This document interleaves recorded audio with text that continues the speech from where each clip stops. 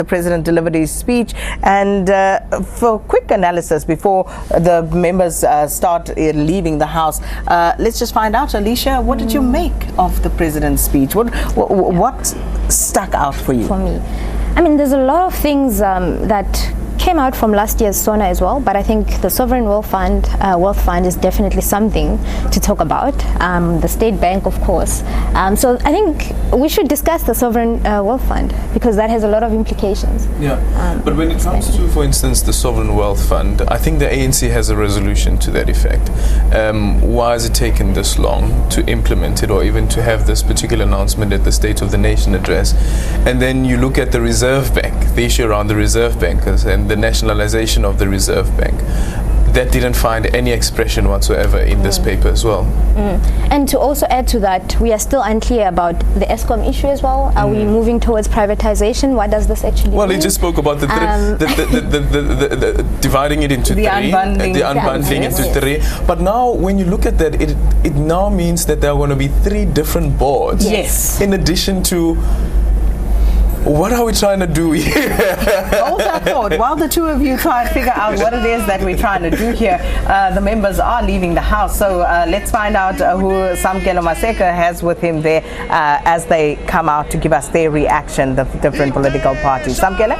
Yes, Wasakena, we do have Kenneth Mesh, who is with the SABC. I'm just going to throw straight to him. What did you take out of the President's speech tonight, particularly on the issues around the economy, state-owned enterprises? The most important thing that we appreciated that came from the President's speech tonight was for him to say municipalities that are doing well with their finances will be allowed to procure power directly from IPPs. Now we know that the independent power producers have not been given the right to sell directly to the municipalities. So we believe that that's one of the best things that he said tonight. And as you know, that there was an applause from both sides of the House because we all welcome that. Now obviously he said also a number of things about how he's going to try to improve the economy, but details were not given. This one was very specific, and we hope that it will be done the next few months because ESCOM should not stop growth, should not stop businesses that are improving because of power failures. So what the President said has been greatly welcomed by the ACDP, and obviously on the issue of crime he hasn't said much. We know that crime also inhibits growth because investors are not coming. Investors want to go to a place where is stability, and crime obviously ensures that there is no political stability. And so we are ensuring as the ACDP that the President is going to be held accountable, and that the demonstrations that are very violent, that are always taking place, that are chasing people away, that they must be taken care of. And he didn't say anything about that, which is a concern to the ACDP, because we want stability in the country and policy certainty. As you know, that many investors want to ensure that they are sure about government policy before they can invest. But in general, he has done much better than we have expected tonight. Well, thank you very much, Mr. Mesho. We're just going to throw to my colleague Asanda, who's with the DA interim leader, John Steenhuisen. Thank you very much, Samkelo. Mr. Steenhuisen, the President spoke clearly on ESCOM, on independent power producers, but also about the issue of jobs, specifically with more mention for young people. What's the DA's take around those issues? Yeah, well, I think on the ESCOM, I don't think he went nearly far enough, and certainly we welcome his pronouncement around allowing municipalities to procure power directly. I think that's a step in the right direction. It's a DA suggestion, and I'm glad it's been adopted. But in terms of dealing with ESCOM, throwing trillions of rands worth of public service pensions into the dark hole that is ESCOM without a proper reform plan, I think is absolute madness. You're not going to be able to breathe life into ESCOM. The model is wrong. It needs to be changed fundamentally. We need to completely free the country and give power back to people, not to do it through a state-owned entity. And I think that hanging on to ESCOM like this is a nod towards the factions in his own party rather than the best interests of the country. In terms of jobs, a lot of virtuous ends again announced tonight. We've had them in every SONA. The focus on youth unemployment is welcome, but very few concrete steps about how you would unleash the private sector to help, incentivize the private sector to help, how you would use tax incentives, for instance, to encourage them to bring in school leavers, to be able to give them the schools. Government's never going to be able to train enough people to be absorbed into work. You need to partner with the private sector to make it happen. So some good ideas, but not nearly bold or far-reaching enough to be able to do the trick, I'm afraid, this evening. Thank you very much for talking to us. We're going to keep this moving. Right to my colleague Bulelani. Well, thanks so much, Sanda. A lot of talking points are coming out of that State of the Nation address. We're going to jump straight into it and invite Dr. Pieter Groenewald, who is the leader of the Freedom Front Plus. Of course, the president in his closing statement says this is not a time for despair and doubt or division. For you, I know two issues that have been at the bottom of your heart is the issue of safety as well as land reform. Do you think it's gone enough in terms of appeasing what you're looking for as your constituency? Well, firstly, I want to say, it's a pity to say, but I think our president is a lame duck. He didn't really come forward with good proposals for first ensure that we have good economic growth and to create jobs. On the safety issue, we welcome the specialized units as far as construction is concerned, but we also say, why only now? We also ask for specialized units for farmers. We also said that we must have specialized units for murder and robbery in South Africa because the people are unsafe. Those are the crucial areas for specialized units. Furthermore, if you look at the speech, it's nothing else than cosmetics about referring to the youth.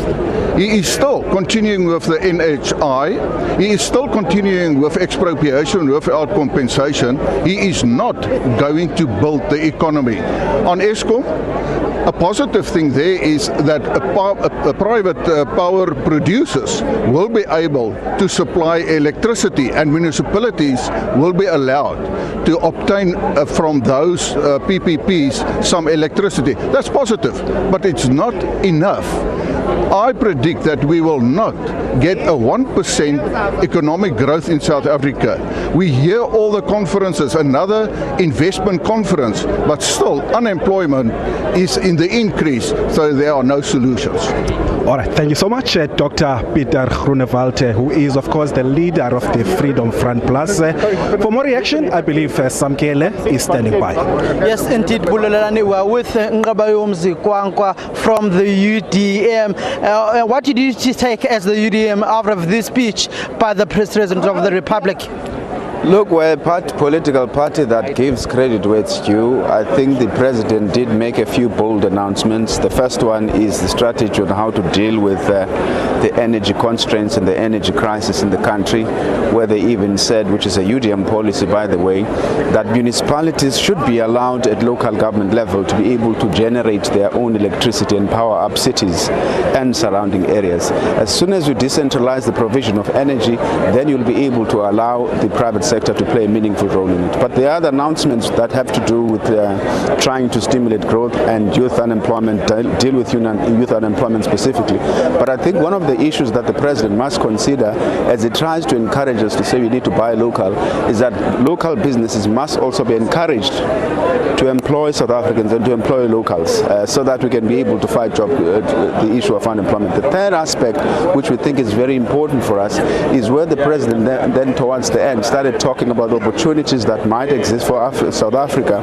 in the continental free trade area as it begins to chair the AU over the next couple of months. So it will be important to identify opportunities, especially for youth and South African-owned business enterprises. But as for some of the announcements he made, our concern is that the country does not have the revenue or the resources to be able to fund some of the bold plans that he announced today. Thank you very much, Mr. Kwanga. I'm just going to bring for a quick one from Mr. Teralikota from COPE. What did you take, sir, out of this statement from the President to the nation? Extreme amounts of optimism.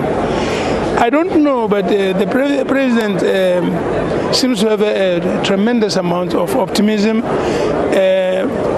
Given the state of our economy and the difficulties that we are faced with, I just could not see how he can see the economy turning around in a very short space of time and beginning to promise us that in the next 6 months something will happen, and in the next that will happen, and so on.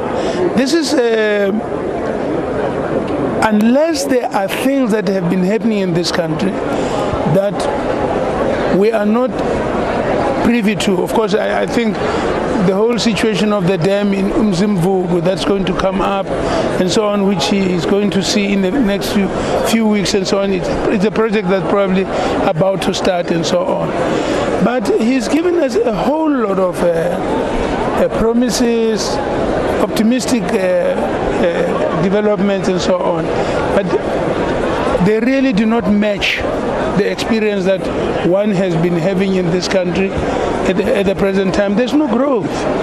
Thank you very much, Mr. Lekwala. Just quickly, I'm going to bring in the man who got his university in Ekurhuleni. That would be Mzwandile Masina. I'm just going to make it quick, Mr. Masina. We're out of time, but the president has given you a university. What do you have to say? You've got 2 minutes. Well, we are very excited as the people of Ekurhuleni, and this will go a long way in improving the skills base for the economy. As you know, that we are building a massive electropolis in our city. I'm quite excited for the people of Ekurhuleni, and I have no doubt that this will change the life of many young people in our area, and we've already started with some of the investment, and this will go a long way. Thank you very much. Thank you very much, Mr. Masina, Mayor of Ekurhuleni. I'm just going to throw to my colleague Asanda. Well, thank you, Samkelo. I have with me the Minister of Police, Bheki Cele. The President spoke sharply around the issue of specialized units for the police. This is an issue that people have been concerned about in terms of rural safety, in gang-infested areas, but also on gender-based violence. How is your department looking to make sure that what the President said will happens and makes a difference? Actually raised 4 things: gangsters, gender-based violence, women issues, but also the extortion of the businesses around the country. That unit has been established as a special unit, anti-gang unit, has been working in Cape Town but not fully fledged. It's fully fledged now, spreading it around the country. The women issues is epitome matter of everybody. Hence we're having 186 units, female and child unit dealing with that in the country. That is giving us better results. We have formed quite several units with the farming community, starting in Limpopo, KZN and Northwest. We're working together, even with the FF Plus, we're working together on the matter. We are putting that. We hope that when time comes, Minister Tito Mboweni will remember us and give us some extra resources so that all these units called by the President are fully implemented. Thank you very much for talking to us. That's the Minister of Police, Bheki Cele, hoping that the Finance Minister will do good on the President's promise. Let's go to my colleague Bilelani right now. All right, thank you so much, Asanda. Of course, taking more reaction. Now we invite the National Freedom Party, Mr. Christopher SABC. Of course, the elephant in the room with regards to the State of the Nation address is the issue of Eskom and its ability to keep the lights on. Did the President convince you that the problem is being sorted out? Definitely, one, as the National Freedom Party, we are not convinced, because as you can see, the President has also tabled the long term rather than the quick solution. The country is going dark, people are dying, business people are being affected. So we were expecting that we will come up with a quick solution, and we were expecting that he was going to tell us that there would be no more load shedding. But it was unfortunate because he makes it officially that we have to live with load shedding. So what we are expecting is a quick solution to address the issue of Eskom. So we were expecting that he was going to tell us how is the heads going to roll and how he is going to make sure that our SOEs or Pravin Gordhan is going to implement a quick solution that will relieve the country, that will make the business people being happy. Thank you so much, Mr. Christopher SABC from the National Freedom Party. Of course, hoping that the load shedding issue can be addressed as a matter of urgency. Now, to my right, I turn to the leader of the Good movement, as well as Public Works Minister, Ms. Patricia de Lille. A lot is going to be said in the budget speech around the issue of moving from consumption to infrastructure development. Of course, the challenge is the issue of capacity and being able to pay suppliers on time. Do you have plans in place for that? Any government anywhere in the world, to have our economy to grow, we have to invest more in infrastructure. The role of government is to invest in infrastructure, allow for a crowding in effect from the private sector to create jobs, but also make sure that we lead, because through infrastructure investment, through maintenance, through investing infrastructure in our rural areas, we will be stimulating the economy and create more jobs. To create those conditions conducive for the private sector to help us to create jobs. Projects still running slowly and behind time. How do you intend to improve delivery time? Yes, we certainly are changing the methodology of planning for infrastructure. We are putting a lot more emphasis and project preparation so that you de-risk a project before you even start the project. And I've put together a multidisciplinary team. We already have got a number of what they call bankable projects that we can give to investors to raise funding for infrastructure development. So I'm very happy that infrastructure is going to be the center of job creation and growing our economy, especially the construction industry. Ms. Patricia de Lille, thank you so much for your time. She's the Public Works and Infrastructure Minister. Of course, the leader of the Good movement. For more reaction, Samkele is standing by.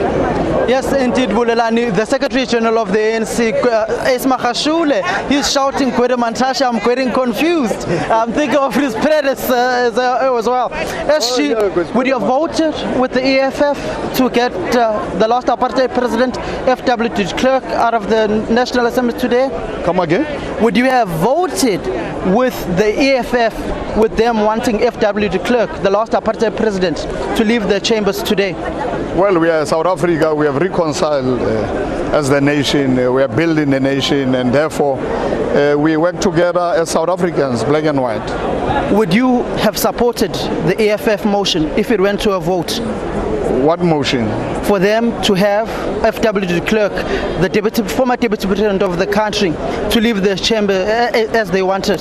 Well, EFF is EFF, ANC is ANC. We respect South Africans, we respect everybody. Our constitution makes sure that we harmonize society. And it is true that apartheid is a crime against humanity. The United Nations declared apartheid as a crime against humanity. That's where they are right. But to say de Klerk must get out of the house, I think was uncalled for. SG, on the issues of the President of the State of the Nation, the Sovereign Wealth Fund, the new university for Ekurhuleni, what did the ANC take out of this State of the Nation address and addressing the critical issues of the economy of the country? Well, we are dealing with the legacy of apartheid, and that's why the focus of the state is about science and technology, it's about skills revolution, it's about young people who constitute the majority of the population of South Africa. It is so important, and the President has actually emphasized those things, building universities, University of Crime Detection in Hammanskraal, University of Science and Technology, at primary level, robotics and coding. Very, very important things. And entrepreneurs, as we have said, township entrepreneurs, black farmers, and the President was actually very vocal on radical socio-economic transformation of our economy in as far as it affects black business. On the disruptions on Minister Pravin Gordhan, what's the ANC's perspective of the EFF wanting him fired? Well, we just have to respect one another as South Africans. We come from different backgrounds, and this is the decorum of the House, and I'm sure the Speaker has shown the patience of leadership and he has provided leadership in this house. Thank you very much, SG of the ANC. I'm going to bring in with two quick questions to Mntwana Rapindangen and Prince Mangosuthu Betwelelezi on the issues he was raising in the National Assembly. Prince Buthelezi, you were raising pertinent issues and commanding respect in that National Assembly. What did you take out of the President's speech? What you are commanding respect with regards to the motions being raised by the EFF. How did you take it with them rising up and wanting the former president, the last appointed president, F.W. de Klerk, to leave the House? And what did you take out of the President's speech? No, I think that I said purely on common sense. I mean, we cannot be held to ransom by a minority. You see, I said that let's leave alone even the rules and say, is it fair that for more than an hour, when the president should address the nation, that we should be held to ransom by people who are fewer than the rest of us? That's why I thought that if it was democratic for us then to vote on it, But as far as the issue of Mr. de Klerk is concerned, I'm surprised that all of a sudden they've never raised this thing before, because in any case, those who were presidents in the National Party before him were stupid. If Mr. de Klerk was wise enough to hear us, I mean, he invited me, for instance, for negotiations, and I said that we should set up a committee of members of the National Party, members of the IFP. And amongst our members, I had a veteran, leader in Israel, Roli Arenstein, who was a lawyer that the ANC used, and he was the longest person in South Africa. And we put it as a non-negotiable that we cannot be involved ourselves in any talks unless Mr. Mandela and those in prison and Mr. Tambo and those in exile and of all parties return. And Mr. de Klerk agreed to do this. Now, to now all of a sudden do this, the president today said that the government cannot do these things, alone. It's true, because no government actually does it. The government can only deal with the environment, make the environment suitable for those in the private sector. Now, most of the people in the private sector are white. I don't think that we promote social cohesion by doing what the EF is doing. When we need to get together, even the last words of the president was that we should unite and persevere and so on. So I think that what their behavior is contrary to everything that the president is trying to do. Thank you very much, Mntwana Wakapindange and Prince Mangosuthu Buthelezi. I'm going to throw over to my colleague Asanda to get some more reaction. Well, Samkelo, I have with me the Minister of Tourism, Mabuluko Kubai Ngubane. Minister, the President mentioned transformation coming the way of your department. Some of the concerns that have come through also is the issues of safety in tourism, but also the inclusion of young people in your sector. How are you looking to make good on what the President said today? We are excited about the President's announcement on Tourism Equity Fund.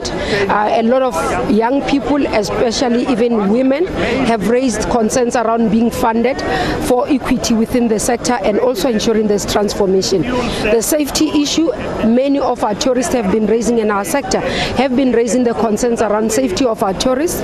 We've been working very well with the Department of Police, and therefore what President has announced emphasizes the need for us to ensure that when visitors come here are able to go back home.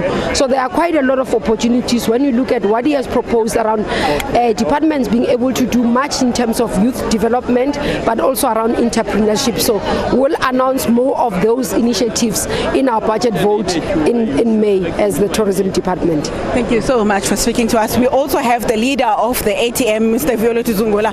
What's the ATM's take overall on the President's speech?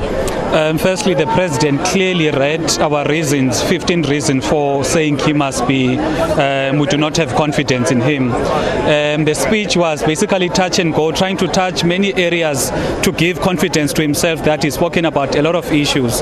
However, people must not be moved by promises, because promises were made even last year, but there is no tangible proof that those promises that were made last year actually translated to any program of action or anything that people can be proud of.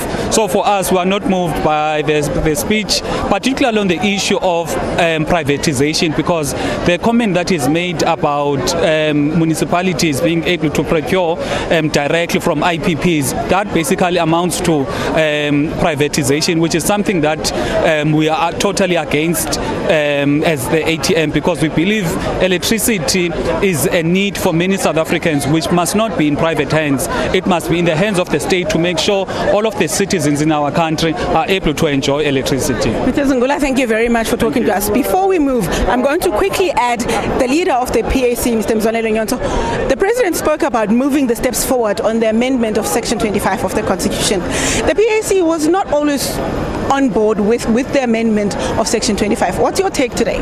Before that, I want to address this issue of de Klerk. The PAC has been raising the issue of de Klerk in this parliament, and we've been calling him a murderer that belongs to jail. And no one ever supported PAC on this matter. And of course, we are not sure, there is no willingness to address the land question. It has always been said every sauna, but truth is the land question, there is no political willingness to address the land question. There is no political will to release aplacadas, and we are very disappointed. And as PAC, we still stand and we want the land repossession and the restoration of land to its rightful owners. So the current process that Parliament is engaging on, that the President says must move forward, means nothing to the PAC? It will never yield any results. He has been saying this, and this is the 8th or 9th year they've been talking about. They will never address the land question until they understand and realize that the land belongs to Africans and land must be repossessed, because land was stolen and there's no need for compensation. You don't compensate a thief. Thank you so much for speaking to us. That's the leader of the PAC, Mr. Mzwanele Nyonto. We're going to talk a bit more to some of my colleagues on the other end of the steps. I understand Bulelani has a guest with him. Yes, thank you, Asanda. Of course, we're still taking political reactions here on the steps of Parliament. I'm going to quickly bring in the African Independent Congress, Lulama Nchaisa, who's very concerned that the President did not touch much on school infrastructure. Why is that? Thank you very much, Bulelani. You know, I was looking forward now to hearing the President at least giving details on the school measures. Since now most of the learners just fell in pit toilets. So I thought now perhaps we would say much, how is it that is going to be prevented? Because as parents, we are very much concerned about the school safety on our children. Perhaps the President may just give a chance now to the Minister of the Basic Education to say this. But now we're just expecting him to say a little, so it was not in details. And again, coming to this SAA, I thought the President perhaps now would tell us how the 900 jobs that are going to be cut are going to be presented, rather to be prevented, because he's saying now there are certain measures now that will be put regarding this SAA challenge. But now we don't know now how these people are going to retain their jobs. The 900 people that are said now to be dismissed or to be without having jobs. And again now, you remember this was just put under business ratio. Then the business ratio practitioners, I don't see much that has been done. Instead, they have been just cutting now all other flights. I don't think now it speaks too much to the people of South Africa. And this SAA now does not benefit our people.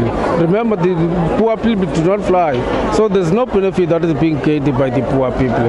So, Lulama Nchaisa, thank you so much. We've ran out of time. Is of course from the AIC. Of course, more reaction. Samkelo Maseko is standing by. Yes, indeed, Bulelani, with the Minister of Justice and Correctional Services, Ronald Lamula. Mr. Lamula, I know you've been very passionate on the issue of amendment of Section 25, and especially from that generation of the Youth League on land expropriation without compensation. How are you speeding up this process, in the words of President Cyril Ramaphosa in the State of the Nation address? Now, obvious, the President says that we expect that Parliament will, during the course of this year, finalize the process of the amendments. And as the Executive, we stand ready with the expropriation bill, which will outline under what circumstances will land be expropriated without compensation. But he has also been very clear about the land under the state that has already been earmarked for agriculture, for human settlement, which the state is going to release soon, so that we do not have to wait for this process for long, because government still has a responsibility and obligation to provide for housing, to provide for people to be able to do farming, and I think that is a clear parameters in that regard. There have been issues raised on the constitutionality of land expropriation without compensation. How do you make sure that this is passed through the Constitutional Court and meets the ombuds of the South African law? Yeah, obviously that's the reason why you have to make it explicit in the process as that is unfolding now in the parliamentary process. But that does not stop government from now working on a bill that is responding to that, which will be able to withstand constitutional muster. And I think there's also already a huge buy-in with the Department of Rural Development coming up with a distribution policy for even people in the private sector or private individuals who might want to donate some of the land. So there's a work that is happening, which I think is a steady progress, which will bring all South Africans together on this issue. As the President is taking some notes from the EFF, he raises issues of the Sovereign Wealth Fund. Have you been taking notes from them and implementing some of the proposals that they are putting forth to the table? The Sovereign Wealth Fund has been a standing resolution of the ANC for many years, and it's a government policy for many years. It's not taken from any other party. It's what government has always planned. But you will know that it takes time with government because of feasibility studies and being scientific. But with the opposition, they can do it on their feet. They can stand and pronounce anything. But with government, you have to do processes, due diligence, and when you make a pronouncement, it must be backed out by some kind of a study. So it has been a long-standing resolution. You can go back to various resolutions of the ANC, including the manifesto. It is there. Why were you quiet and didn't take your peers toe-to-toe when they were raising issues of Minister Gordon and the issue of FW de Klerk, the former last apartheid president? Yeah, obviously as MPs we are working under the disciplinary guidance of the ANC chief whip. So there's a guidance. You don't just stand up and raise whatever. But if you have got a point that you may wish to raise, you can raise it. But I think the speaker handled the matter well. She made the ruling, which I think she should have stood by. And I think lessons can be learned from that going forward. Thank you very much, Minister Lamula. I'm going to throw to my colleague, Asanda, who has some more reaction. Well, Samkelo, the President spoke at length about improving or rather boosting small businesses and also young people. With me now is the Minister of Small Business Development, Khumbudzo Ntshavheni. Minister, the President said your department has to do most of the work in building up small enterprises, but also involving young people, specifically women. How are you looking to make that a reality? We had started working on that because we understood that the challenge for young people and women in entrepreneurship is great. So we started doing pitch for funding and information sessions across the district so that we could have a pipeline for women entrepreneurs and young people, whether at startup or ideation, who we could support. So we are ready for the 1,000 entrepreneurs in 100 days together with the NYDA, and we are also ready for the 100,000 young entrepreneurs in 3 years' time. We're also ready for the She Trades ZA platform. Are you looking to partner up with business so that it's not just on government's shoulders to move young people forward in the economy? We are already partnering with big business, and they are supporting us both in terms of funding and also enterprise development. We should be announcing shortly great initiatives which are doing in partnership with large business. Thank you very much, Minister. Talking about how many more young people will benefit. The President also spoke at length about the training of young people, for the young people to get into the jobs, but also to build their own businesses. We have Minister Blade Nzimande right here today. When the President talks about improving the skills of young people, but also the training, what is your department looking to do differently this year? Well, first of all, I must say I really welcome the speech, and the President just hit the right notes and the right areas that needs attention, particularly the focus on youth unemployment, and a multifaceted approach to actually tackle this. And of course, for me, one of the most important things I welcome is the 64 billion rands we're going to be investing over the next 10 years into student accommodation, and also use that to leverage another 64 billion rands from the private sector. And I think this will actually set us on a way to really finally resolve the issue of student accommodation. And I'm saying I'm using this this time to say to the students and other stakeholders, let's come together and make sure that this amount of money makes the right kind of impact that we want. Also, I welcome the announcement of the building of a new university. I'm already started to roll my sleeves to actually get ready to say how this university should be shaped. Of course, it's important. It's going to be built in the only metro in our country which did not have a university. But much more importantly, it's being built in the heartland of industry. What we need in order to really develop our economy is a combination of industry with science and innovation, which must lead into building into new products, new patents, even actually the emergence of new industries, so that South Africa is on the cutting edge of technology that we need for development. Are you building on experience from the Sol Plaatje University, but also from Mpumalanga as well, as you move forward, so that it doesn't take you too long to build the university? Absolutely. I must say I'm very proud that I have some experience on that. We'll definitely be building on the experiences of the new universities that we have built, to actually make sure that we actually move with speed, to be able to start setting up the institution. And it's one of the institutions that is so important, for our country, because we don't just see it catering only for the students who are going to be there. We want it also to be able to support the rest of the university system in terms of strengthening science and innovation. Are you concerned about questions about whether it's universities or TVET colleges, all institutions of higher learning, where they are linked with their communities, with local businesses and also industry, so that young people who come out of your institutions are already linked with industry, that they don't finish school and then start from scratch to look for jobs? That's one of my priorities this term, I must say. It's actually the link between our post-school institutions, especially TVET colleges, with industry.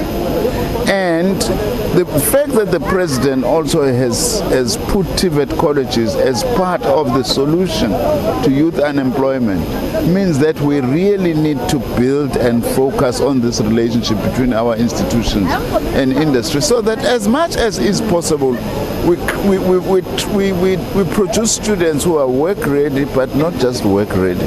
Some of them can become entrepreneurs who can start their own initiatives. Minister Nzimande, thank you very much for speaking to us. There are so many people that are here right now, but we're going to have to move to our colleague Bulelani right now. We'll come back here with more reactions. Well, thanks so much, Asanda. Of course, we'll just jump straight into it. I've got to my right, Minister of Mineral Resources and Energy, Minister Gwede Mantashe. Thanks so much for joining us. Firstly, the issue of energy self-generation, you raised it last week in the Mining Indaba. Again, the President touched on it today. How soon can we see this thing coming on stream? It's when it is announced in the SONA. It is a directive and instruction. So we must get our boots on, get our gloves on and start working. When we debate in the SONA next week, and finally in our budget, we will be giving you numbers of how much is being processed, how far are we with what, and self-generation is already underway. We'll give you numbers on the 1 megawatt rights, and then we'll be telling you how many are being processed for licensing. The issue again that is always coming to your department, of course working with other departments, has been the issue of the licensing of water. Now the President announcing that it has to be done now in 90 days instead of 3 years. How are you going to ensure that you comply with it? Dealing with water. There is a department dealing with water. But of course working in conjunction with your department. Water in mining, we become a client of a different department for a water license. Water, sanitation is with housing. And it is them who are given that directive of 90 days. That's precisely why I'm asking the question, is that there seems to be fragmentation in terms of coordinating to say that this department does not send us to that one, everything must be working smoothly. There's no fragmentation, but there are departments in government who are having primary responsibility working with others. So there's no fragmentation in that regard. When we want a mining license, we get a water license, we got an environmental assessment. All those things are done to get a license to complete, but they are in different departments, and I don't want to pretend to be an all-encompassing department. Of course, lastly, Minister, just quickly, issues of retrenchments in the mining sector, how are you going to address those? Retrenchments and jobs are a function of a vibrant economy. If we're applying our minds and resolve the energy matter, we go a long way in resolving challenging facing mining. But if we don't address the electricity crisis, we're not going to be able to resolve crisis in mining. Because if there is load shedding, for example, mines produce at best at 70%. If it goes to level 6, actually workers don't go underground, we lose production altogether. So that crisis in electricity impacts directly on mining, and it impacts on jobs. All right, Mineral Resources and Energy Minister Gwede Mantashe, of course, outlining some of the complex challenges facing his department. Samkelo Maseko is standing by. Yes, indeed, Bulelane. We're going to bring in a representative from the United Nations, who's a local coordinator, who's based here in the country. She's going to just introduce herself and give us a perspective of what they, as the UN, took from the State of the Nation address, from the disruptions to the President's speech. Thank you very much. My name is Nardos Bekele Thomas. I'm the UN Resident Coordinator for South Africa. Well, today's actually to start with, the activities that we saw in Parliament, for me, it's just a sign of the vibrancy of democracy in South Africa. So, it's nothing more than that. But in terms of the presentation of the President, today, he emphasized on economic growth and the fact that economic growth cannot happen without the youth and women's empowerment and being involved actively in the productive society of the country. And he outlined the various initiatives that the government would take in order to encourage this involvement and expanding the economy of the country so that there are as many stakeholders in the economy as possible. So inclusiveness is very important. Equality, he mentioned, is very important. But most importantly also, he underscored the fact that citizen-oriented governance is very vital. And in that, he talked a lot about social compacting. He talked a lot about, the fact that he would like the citizens to be involved, participate in all decision making. And we are very happy. And as the United Nations, we are just doing nothing but supporting all these initiatives he has underscored and outlined during the SONA. Thank you very much, ma'am. I'm just going to bring in quickly Sole Mapaila, the first Deputy General Secretary of the SACP. Mr. Mapaila, what did you as the SACP take out of the State of the Nation address? Quite brilliant State of the Nation address summarizing the challenges that we face, good interventions, particularly on the youth unemployment as well as unemployment in general, programs that are concrete, that have been outlined, the recommitment to infrastructure development, which will obviously grow the economy. But of course, the broader things that we must not predicate this on an austerity-based budget.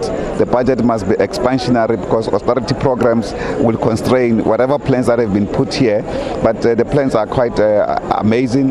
We have seen, for instance, the creation of the National Sovereign Wealth Fund. We called for it many years ago as the Communist Party. We are happy that this has now been implemented. The special focus on the accommodation for TVET and university students in our country, that's also very important intervention. He's spoken about this one last year, and we're glad that there was also a commitment or even a reconnection between the previous programs and this year's programs, showing that and also giving us updates on progress that has been made and also the timelines in many of the interventions that are made. So it's quite concrete State of the Nation address, and I think we need more properly focused interventions of this nature. Obviously, the broader question that we are still challenged with, interventions in the energy sector, the whole issues regarding the fight against corruption that should continue. All of those things will assist us to create a capable developmental state able to implement all these plans. Without that, we will not be able to succeed. Well, the national chairperson of the ANC and Minister of Mineral Resources and Energy says if SAA fails to make a profit, it must be sold. It was not in the State of the Nation address. I think the State of the Nation address focused on the comprehensive SOE program and interventions. We need to look at these measures on a case-by-case basis of what kind of interventions need to be made, but we want to state-owned entities to remain in the hands of the public, to benefit the public purse, because even in the case of SAA, for instance, when SAA makes profit, it's profit for the country, but when British Airways make profits in our country, it's profit for the British people, not for South Africans. Thank you very much, Mr. Mapaila. I'm just going to throw to my colleague, Asanda, who may have more reaction on her side. Well, thank you very much, Samkelo. I have with me Minister Ibrahim Patel, who has the big task of ensuring that our country's economy grow. When you're looking at what the President was talking about all the investment that's come to the country, but also the commitments that have been made from the previous summits, when you sit and plan on what you need to do for the year going forward, what are the things that you need to do to ensure that South Africa maximizes on those commitments and every bit of investment that comes through?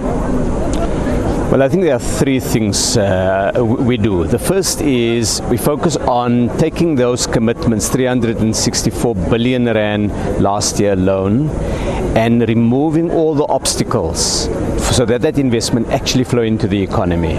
Because an investor can make a promise, but if there are challenges, they don't have a water use license, or they don't have the right skilled labor, or they need a planning permission from a municipality and it's been a delay, then that investment won't hit the ground. So that's the first area. The second thing is we look to find markets, to open up new markets so that those investments can flow into goods and services that are sold to consumers. And that's where the African Continental Free Trade Area is so important. So over the next few months, we'll be working hard to unblock, to put in place the legal and technical modalities to ensure that on the 1st of July this year, trading takes place across the African continent. And the third thing we look at is how to bring young people on scale into these opportunities. Young people are not a challenge, they're an enormous opportunity to our nation. They are well educated, increasingly networked, energized, and able to do things in new ways and in different ways. And so those are three areas of focus that we concentrate on. And over the next year, I think what the President has outlined here is the concrete steps to give effect to the broader vision on the economy. Thank you so much, Mr. Patel. You know what, I'm going to bring in the Black Business Council right now to talk about some of the concrete steps that you would like to see government put in place so that his speech serves not only the Black Business Council, but all other young businesses, all growing businesses in this country.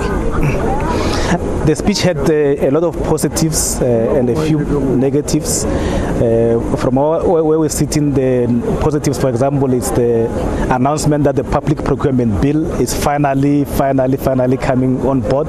It's going to be taken to Parliament for public and then later released for public comments. The issue of women empowerment, access to funding and access to the market for women is very, very key.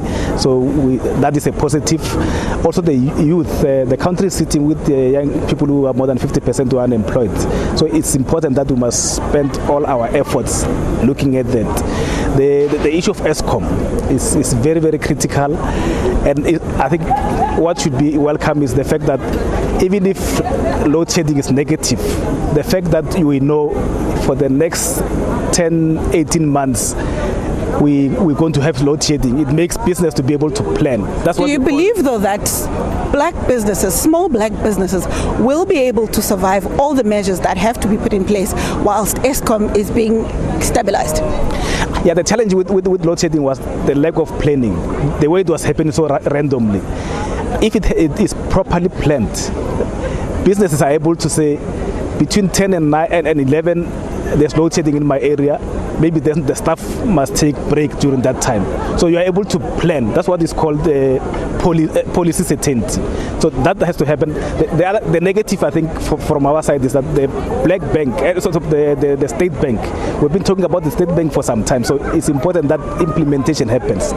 The second thing is we're a bit worried because when the Minister of Telecoms announced the spectrum issue, she said the allocation of the spectrum to the WOAN, which is wireless open access network, was going to be done the same time with the selling of it. But now that has been moved, which means it's going to delay the entrance of new players, because the WOAN is mainly specifically for black people and new entrants.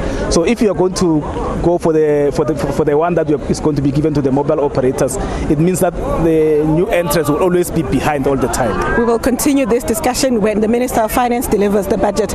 Let's now go to my colleague Bulelani, who has more reactions.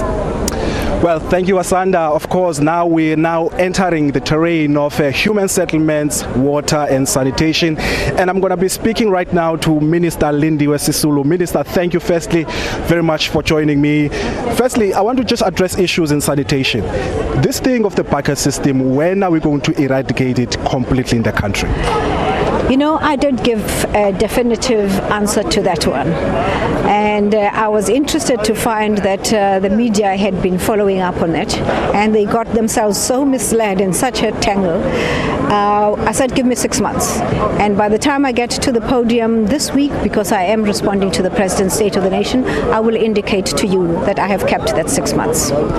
But the problem with society is it is so stuck in a particular way of dealing with sanitation that sanitation has to be waterborne.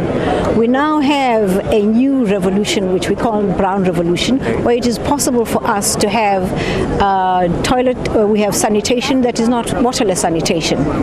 And we have been propelled in this direction by events in more developed countries, and we've had a conference run by the Bill Gates Foundation, where we've had various countries come to showcase to us how it is possible for us to have waterless sanitation. And we've bought into that lock, stock and barrel, and I'm sitting next to Tito Mboweni to make sure that we can buy that, because it is going to save us a great deal of time, it's going to save us a great deal of money, and it's going to create more jobs, and we at the end of all of that we are also able to create energy to sell off. So we've found a way in which out of sanitation we can have a whole cycle that is actually very beneficial to us in the end.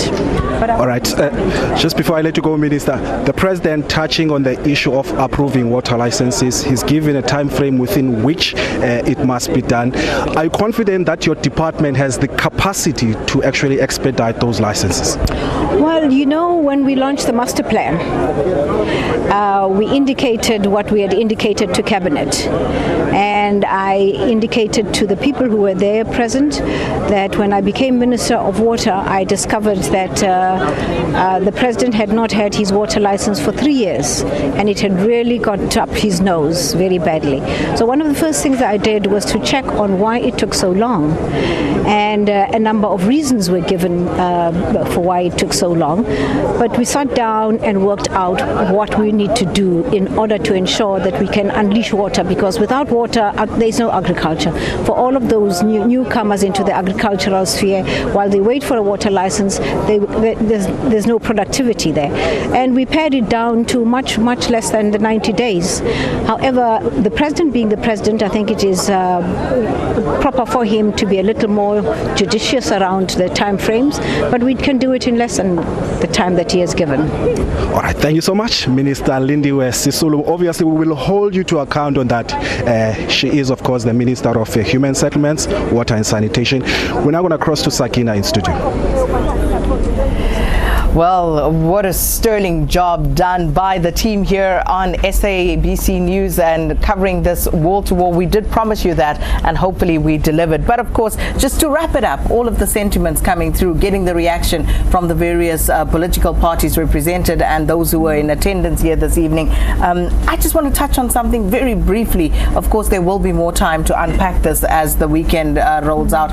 But right at the beginning, when the EFF makes the point about former President F.W. de Klerk. And I want to put this to you in terms of if this was a question of a Holocaust denialist, what would our reaction have been in that instance? Alicia? I think I'm still very shocked actually at what our former president said 2 weeks ago. I think at this point, every South African, black or white, Indian or colored, whatever race you are, you should accept the fact that apartheid was a crime against humanity. And I think for someone of his stature to actually say maybe not is actually telling us that as a society we still have a long way to go, because there are some who still believe that that system actually worked. In fact, there are people who still say the reason why everything is not working is because, you know what, we should actually go back to the way things were done. We cannot afford to go back. This country has a long way to go forward, but under no circumstances should we still be discussing whether apartheid was a crime against humanity or not.